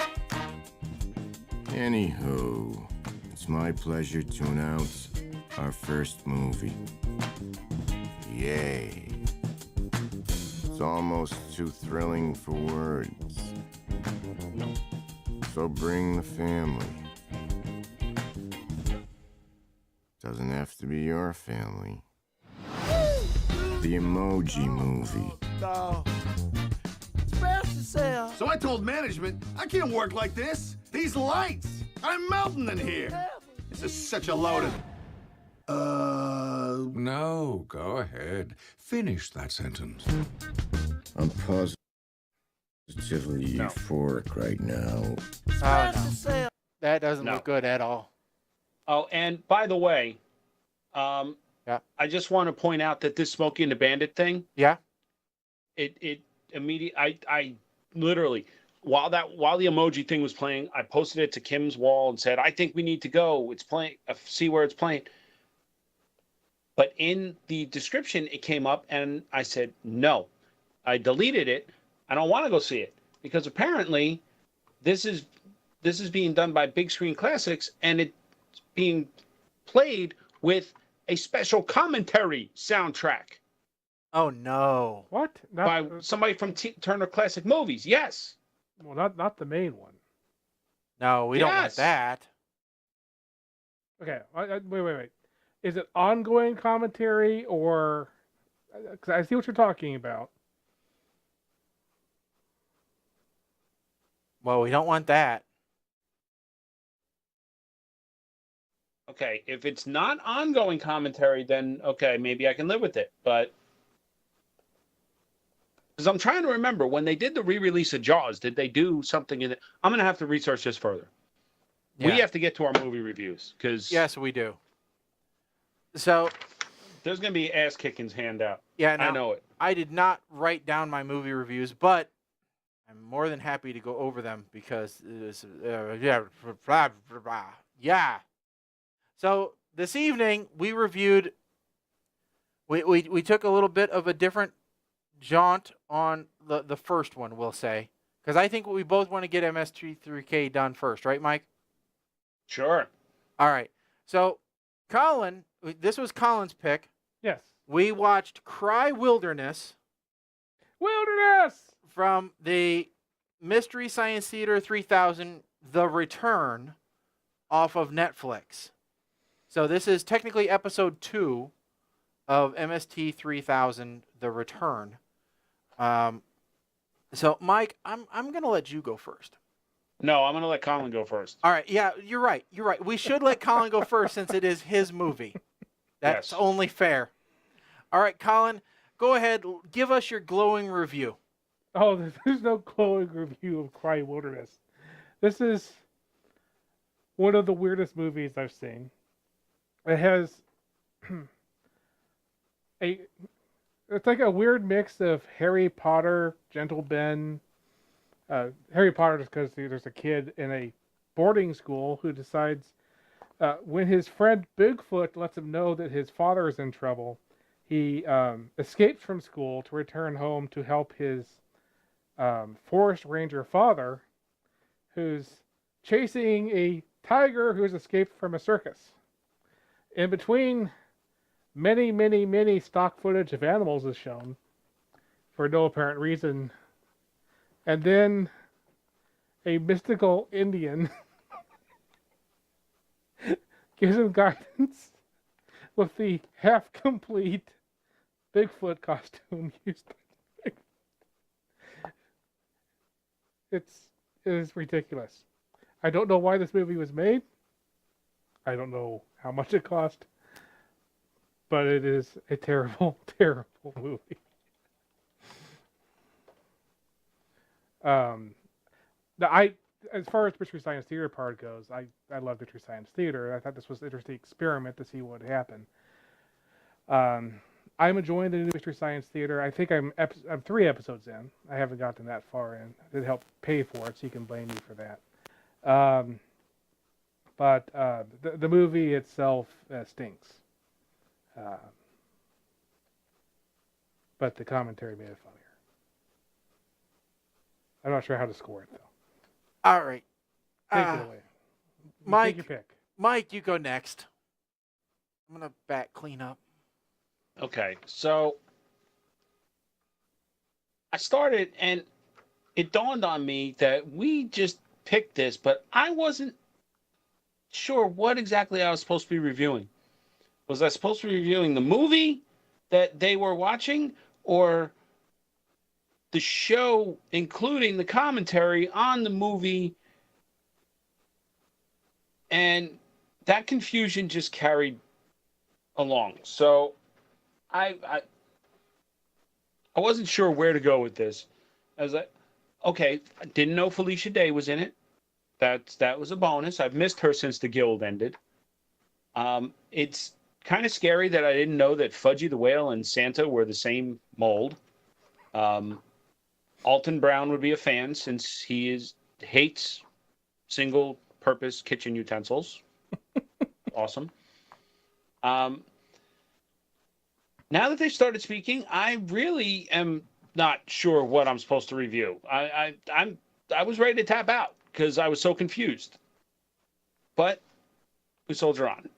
Seeing the schoolboy talk reminded me that I should be happy my mother was a hairdresser growing up. There was only one school picture in grade school where I had a bowl cut. Scene from the forest with all of the stock footage, and they're talking about the animals, reminds me of Strange Wilderness. Mm-hmm. Bring me back to a previous review. And Jesus Christ, we finally found an American Indian version of Danny Trejo. This movie has served a purpose in my life. I can die happy now. This is from an era when the movie was from an era when hitchhiking was actually safe. The movie being Cry Wilderness. I'll specify which I'm talking about for clarity's sake. In today's world, the kid would have gone missing after being molested, and Amber Alerts would have gone out on every cell phone within a 4-state radius. So you'd be sitting in a restaurant, and everybody's phone goes off at once. It's a bad sign when you look up a movie on IMDb, this being Cry Wilderness, and only one actor has a profile picture.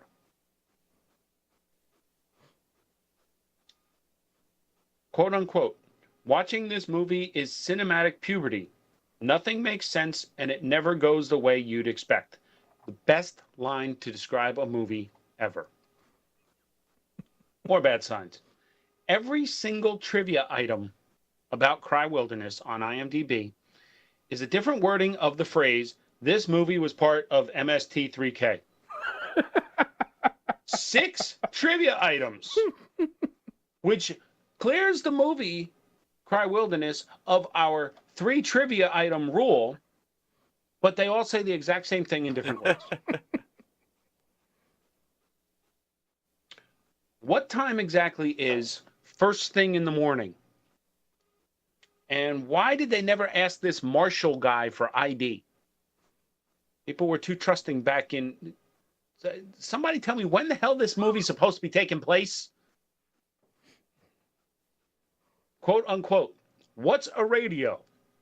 It's like a podcast you can't control. Someday we will be using that line as commonplace descriptions to the youth. Indian Danny Trejo is really starting to annoy me now, and I can't figure out why. It's no wonder that this kid Paul got out of acting after this film.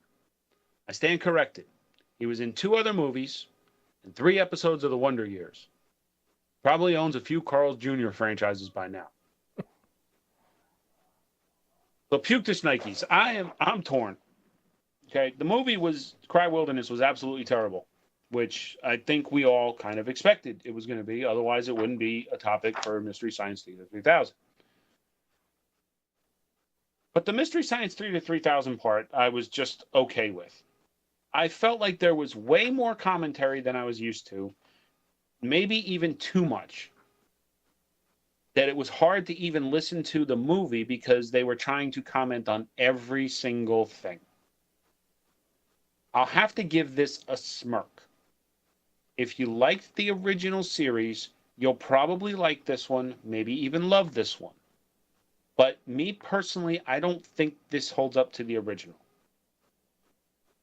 And it's almost a perfect example of why you should be real careful about what you back on Kickstarter. Yeah. Now, Mike and I had a little bit of a conversation on email about this, not too in depth, but I asked. That was actually funnier than my commentary. But go ahead. So I asked Mike. I'm like, are you having a problem getting through this movie that Colin suggested?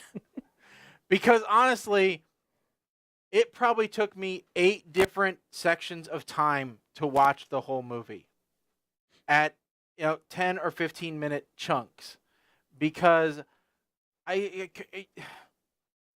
was so bad. It was so bad. And I'll preface this by saying I didn't jump in to Cry Wilderness. I thought, you know what? It's been forever since I've seen Mystery Science Theater 3000. Mm-hmm. So I'm going to punish myself and watch the first episode and see how they get this guy shanghaied. Mm-hmm. All right? Because honestly, I was never a fan of it to begin with. All right? I was aware of it and I knew the formula for it, but I don't think I ever really watched a full episode of the original show. All right. I now know why I don't like it. All right. The first episode in this series is called Reptilicus. Yes. All right. It was okay from the movie standpoint and from the standpoint of the show itself. All right. And maybe the show itself was okay because the movie they were watching was okay. It was a bad horror flick that we're used to. Mm-hmm. Or that I'm used to. All right. It was a standard old drive-in movie flick. Then I get to number 2. And I think, well, I can stomach this. I did it before. I can do it again. And my God, what barrel did they dredge the bottom of? To come? Did they say we only want to do 2 episodes of this show before people hate us? Because this movie, Cry Wilderness, is the most horrendous thing I have ever seen. Even the commentary can't save this movie. All right?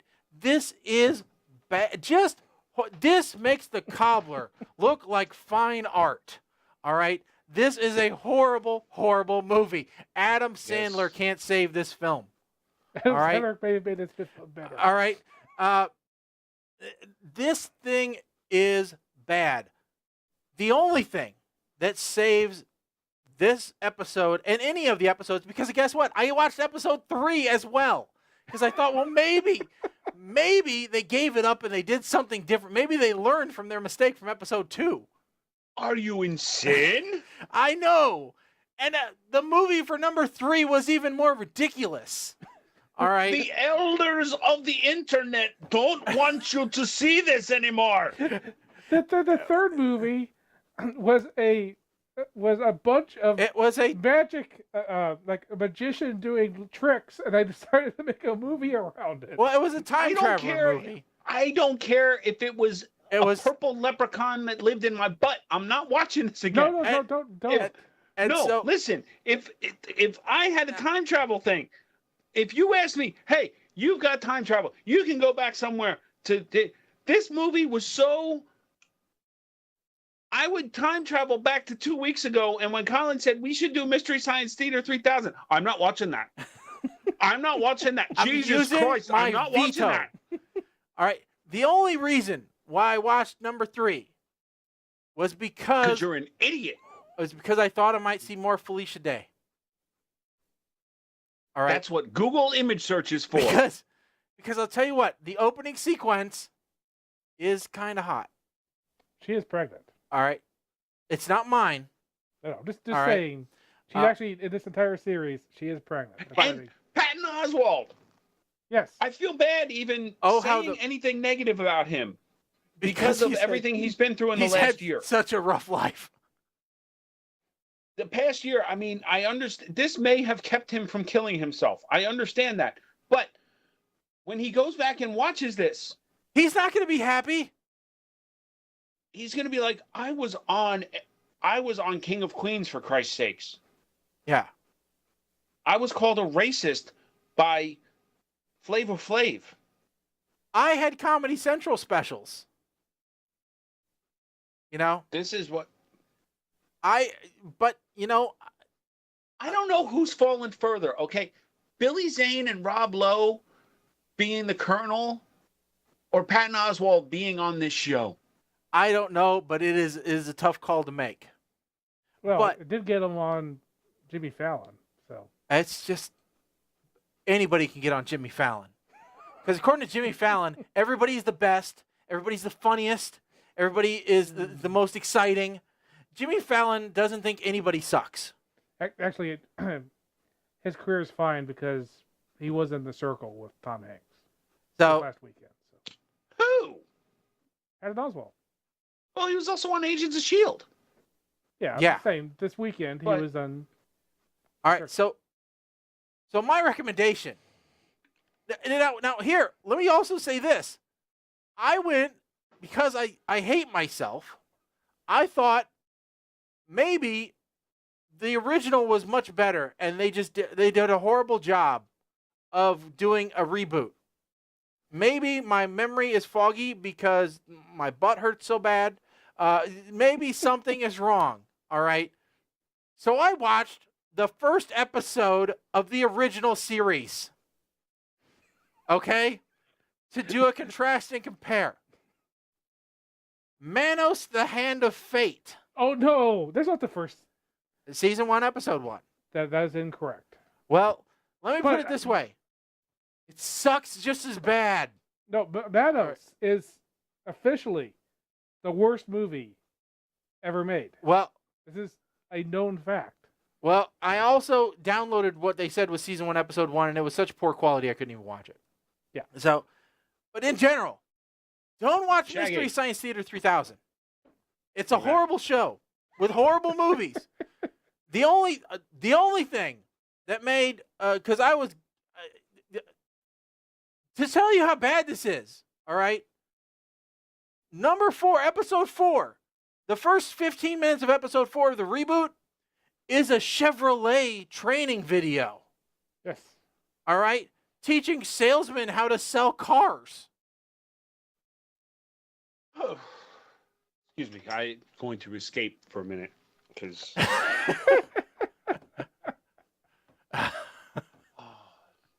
Don't watch this show. This is bad. All right. So I will watch the show and so everybody else will pay for it. Moving along. My name is actually in the credits of episode 3. Oh my! Really? Yes, really. Oh, because you funded it on Kickstarter. Yes, I did. You bastard. So all right. So that was the first show, which you shouldn't watch. All right, the next show, Avalanche Sharks.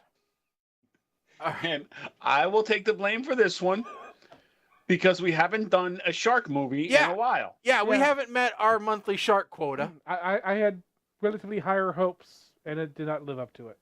Well, I'll tell you what.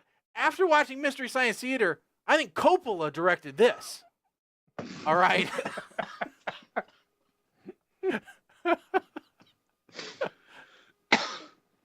All right. Avalanche Sharks. I'll just go first. All right. Yeah. Avalanche Sharks isn't just a shark movie. I thought when I read the description that we were going to hear the story of like a cargo plane full of sharks that accidentally crashed into a mountain, and therefore there was a shark problem on the mountain. Oh no. No. Nothing as simple as that. We get mystical sharks. Magic sharks. Ooh. That can swim through snow and somehow can pop up out of a hot tub, eat 2 people, but the water stays in the hot tub. I don't know how that happens. Son of a bitch! You son of a bitch! All right. They can do all kinds of crazy crap. Why? Because wooden crosses got knocked over. All right. That's why. And a Japanese tourist who doesn't speak English puts them back and saves the world. All right. This movie doesn't make any sense. All right. Why is she, other than being rich and having a black card, all right, why the hell is she there? And why wasn't she an American Indian? That would have made a lot more sense. If a real immigrant was here, she'd have probably undone the ropes, tossed the sticks off to the side of the road. We'd have never known what the hell they were there for. All right. There is no way that she would have known to put them back up. She couldn't even understand that the guy wasn't even a real snowboarder on the lift. Okay? This, again, is not a good movie. But if you only have a choice of Mystery Science Theater 3000 and Avalanche Sharks, for the love of God, watch Avalanche Sharks. Oh, wait. Avalanche Sharks or a cobbler? Avalanche Sharks. No, all right. I'd go with the cobbler. All right. Wow. At least Avalanche Sharks has gratuitous cleavage scenes. At least the cobbler had a Which cobbler. is probably what Mike meant when he wrote back and said, "You'll like this movie. It seems like one that you would enjoy." Yes. That was, that was kind of where I was going. All right. the one thing that really defies logic, other than the magic mystical sharks, is one thing. How cold are these women? Because none of them are blue or shivering. But none of them are wearing any clothes on a ski slope. I have commentary on that. All right. Colin, go. Colin's take it away. next. Oh, wait, we got to get you. Shaggy, what's your rating? This is a smile. Cause, really? Well, because compared to the previous one, I was grinning ear to ear. Okay. So, yeah. And just for the record, Mama Gail writes in saying that the charm of MST3K is its badness. Okay. I agree. But Colin? Okay, so like Shaggy, I saw the girls wearing bikinis on the ski slope and was like, what's this? So I decided to do some research. Looked at the official Mammoth Mountain ski slope spring break pictures. Yeah, that's actually pretty correct. That is really what it looks like. They do wear bikinis in the snow. I don't know why. But that's part of the problem with the movie. Because I'm looking at this going, okay, this really happens. So for this kind of movie, you actually do have a good setting. But all they did was take scenes from other worse movies and just translate it like it was on the beach. And then they took a little bit of Jaws and they put it up. Now, I don't know, I forgot to look it up in California, but I'm pretty sure in California, like in most of the country, sheriffs are elected. And if you have a sheriff, you don't have a mayor. You would have a police chief. So, yes, that's one of the pictures I saw. While you're doing this, I'm Googling. Yeah. So I'm looking at going, yeah, okay, they should have had a deputy, not a sheriff. And they should have had the mayor be the sheriff. And then some of the plot stuff would have worked. But the biggest problem I have with this movie is they should have watched a better movie that could have been just like this, called Tremors. And they should have stolen Tremors and less Jaws. Because they stole a lot from Jaws and combined it with 80s teen, like, Revenge of the Nerds type characters. But where's the Avalanche? I was promised an avalanche of sharks. I was, I got a Sharknado, tornadoes full of sharks. I expected an avalanche full of sharks. That is what the title of the movie said, and there was not a single avalanche in the entire movie. No, that's not true. Where was there an avalanche? At the very beginning, they caused At the very beginning. That's that what was not knocked an the totems avalanche. over. No. That was the stupid Ski Patrol. No. There was an avalanche at the end that buried the building and killed the owner of the... Was it full of sharks? No. So there was not an avalanche of sharks. Okay, so you were misled by a typo. I was expecting... If they had put an and sign, avalanche and sharks, you wouldn't have been as upset. At least it would have been truer. No, that's not what I'm saying. I'm saying I wanted to see a shark avalanche. If they had had that, I would have liked the movie more. There should have been endless avalanches. Just mini avalanches coming out of nowhere with sharks in it, all over the place. People should have been taking showers, and suddenly avalanches come through the shower. I don't care. I wanted avalanches of sharks, not 4 or 5 ghost sharks. If you wanted to call it ghost snow shark or something like that, fine. I wanted avalanches. As far as my rating for this movie goes, I guess smirk. I mean, as far as this kind of movie goes, lots of bikinis. I should have looked at Google this beforehand. This is great. Yeah, it is an amazing thing. It really is. That's the problem. This is a actual real setting for a movie. And they wasted it. Well, Google sure didn't. Should have been a lot more tremors. There should have been scenes of people getting off the ice and onto the dirt to get away from the sharks. From the looks of these pictures, they really didn't cast enough women. That's their real downfall here. All right. So this movie, all right. I had higher hopes for this movie. The opening scene squashed every possibility of them because the GoPro footage just made me nauseous.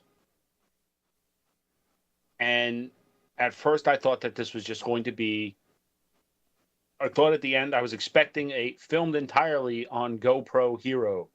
Something. Okay, so my confusion continues. So this is a movie. Someone imagined a story about alien sharks on a mountain and then wrote a story to turn into a movie about a guy who is writing a story about alien sharks on a mountain. Are you following me here? How much drugs is drugs? How stoned do you have to be? This is like Inception level confusion. And the creepy mountain dude, who we learn is named Duffy, is all like, they're back. What? I expected him to be the shaman. 12 minutes into this movie, at the 12-minute mark of watching it, I wrote down an official apology to you both for picking this movie. The opening being shaky may have been to make you feel nauseous by design. See, if you feel queasy at the very start, and then you start to feel better as the movie goes on, in your brain, there's more Inception type stuff. In your brain, you might not think the movie is as bad. Unfortunately, it didn't work with me. How does the ski patrol guy know about Skookum? Which was the guy, the character that they were talking about when the guy was telling the story, thinking that if he tells the story to women on the mountain, he might get laid. So the sheriff is having dinner with his marine biologist girlfriend or wife, I don't know, who is nowhere near an ocean, by the way, but they're making the tiniest lobsters I have ever seen. And it wasn't even an appetizer size. And something about a marine biologist that eats fish and enjoys killing lobsters does not sit well with me, and I don't know why.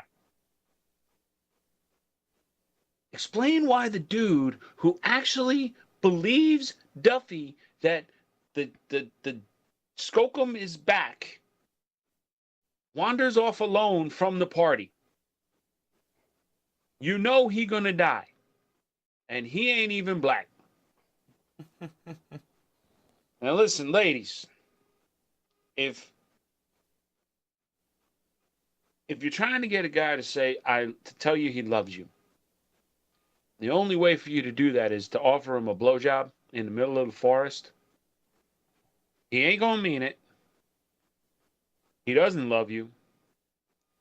And you're with the wrong guy. Some free advice from your Uncle Mike. March 14th. You're going to tell me that this entire movie takes place on Steak and Blowjob Day? But she made the sheriff lobster. Let that sink in. And, okay, so now the dude that was offered the beach is sitting there and he's talking about, no, I love you. I love you guys. I love you. It's all about love. F trying to get this guy. You see the sharks. F trying to get him anywhere. Run far, run fast, let the dude get eaten. This is werewolf theory right now, okay? I don't have to outrun the werewolf. I just got to outrun you. And I'll trip you up if I have to. What exactly was the dude snow blowing in the middle of the forest before he got eaten? Someone want to explain? There's no path. There's no lodge. No benches. No other people. Nothing. There's a log in the middle of the forest, and he's snow blowing around it. But Duffy is the crazy one. And more GoPro footage. Wonderful. And how the hell long are these girls going to stay in this hot tub? They've been in this hot tub for like 3 hours now. And ain't none of them pruny. Are they trying to make themselves into soup for the sharks? Is that it? And then up through the bottom of the hot tub, the water's still in it. Just no. You're kidding me, right? Crazy, no English-speaking fish is gonna actually play part in saving the world. Now, she's on the lift with the dude, and he's trying to explain how he's an Olympic snowboarder, and she like, I go backside. I extreme. Can barely stand up on her skis in any of the shots, ready to fall over, can't speak English, but then she finds the totems all tipped over and starts stretching. Okay. Oh, but stop stretching. But stop to eat a power bar before you put the last totem up. Okay. And that's how it ends? 3 of them driving off in the truck? Don't look back. Don't ever look back. The end. Yeah. This movie gets a puke.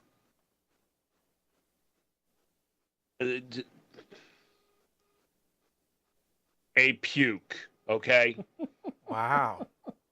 Don't ever watch this movie. Ever. This movie was bad on so many levels. I don't think they would have even shown it on USA's Up All Night with Ron Bashir. Netflix should be ashamed to even have this available, let alone listed near the top of anybody's suggested list. Yes, I know we watch a lot of bad movies on Netflix, but this is a prime example of why the thumbs up, thumbs down system doesn't work, because anything close to thumbs up, in fact, this movie is so bad, I am hereby asking President Trump to sign an executive order banning this movie and ordering the destruction of all copies of this movie and purging it from the internet. So say we all. So say we all. The record, puke. Puke. We'll actually call it Chum, since it's a shark movie. Now, one thing I forgot to say earlier. Duffy. Did it seem like anybody else that actor was doing an impersonation of Will Ferrell playing the character Duffy? Nah, I can't say as I... No. It felt very Will Ferrell-ish to me. Not that the character was Will Ferrell. I'm saying it was like he was pretending to be Will Ferrell doing the character of Duffy. Maybe. I don't know. I have one other question, though. How come the sheriff had an entire arsenal of weaponry? Okay, let's say he was a sheriff. Why is the sheriff only working on this one ski slope? It was just... Anyway. Why is the ski patrol not listening to the sheriff? Yeah. Why is the ski patrol able to fire the sheriff with a piece of notebook paper? No, it was printed. It was printed. It was printed from the mayor. Yeah. Yeah. But like I said, a mayor cannot fire a sheriff. Oh God. It's just it's just not right. It's not right. Movies like this should not be. Rhonda Shear realized that movies like this were bad, and that's why she stopped doing Up All Night, because she realized she was doing a disservice. But do you agree with me, though? It does seem like a good setting for a movie like this. That's what makes it even worse. This looked like the setting for, like, Hot Dog, the movie, or Ski School. Or Ski Patrol. Ski Patrol. But imagine if they had done the Tremors theme into it. That would have been awesome. I think that would have been better if it was anything but sharks. If it was the spirit animal of something that lived on the mountain. And if instead of the no English speaking Beats headphone wearing, can't ski extreme woman, I'm telling you, she should have. They brought Red Hawk from Cry Wilderness to fix the totems. He would have been laughing too hard as he would have been in the teepee smoking up. Yeah. Potting down. You know, as far as the bikinis, okay, I actually watched a couple episodes of Life Below Zero, which is like people living in Alaska right up by the Arctic Circle. And they go into the saunas. It's -6 degrees. They go into their sauna and then walk from the sauna to their house. Yeah. And they're not cold. They're walking naked. Yeah. So I don't get it. I had trouble running from my hot tub to the back door, which was 10 feet. I don't understand any of that, but the only thing I can tell you, Colin, is when you're drunk, if it's spring break, you can assume they're drunk. Oh, yeah. Yep. No question about that. Well, let's try to get some better movies next time. Ah, yes. I don't think that'll be a problem. It can't be any worse. Let's put it that way. All right. There's still quite a few Bruce Willis movies out there that we can watch. I just found a Dolph Lundgren movie. I think 3 more came out last week. One of them, he actually showed up in the movie. Instead of just a picture of him. So. All right. Why the hell can't I hear that again? Oh, because yet again. No, it didn't get turned off. I don't know why the hell I can't hear that again. Shall Mike and I start humming the song for you? Oh, there it is. No. All right, ladies and gentlemen, this has been another episode of PTR Radio here on the fabulous interweb. We're going to be back on the 15th. That's right, we'll be back with another double feature movie review. By the way, as a public service announcement, remember, stay away from Mystery Science Theater 3000. Avalanche Sharks. And Avalanche Sharks. No matter what you do, please steer clear of those 2 movies. Unless you're Colin's family. And then, by all means, watch all of them that you'd like. So, we hope you enjoyed the show. Don't forget, post, like, share on our Facebook feed, on our YouTube channel, on our Twitter page, anywhere that you can find PTR Radio. We always appreciate you guys helping spread the word about the show, because that's how we grow. You can always call and leave a message on our 800 number, 888-787, or 877-787-8822. 877-787-8822 is the number. We can play your voicemail on the next show if you leave one for us. Until then, pretty much, I'm Shaggy. I'm Colin. I'm Mike the Ape Man. Stick a fork in us, folks. We are done. Later.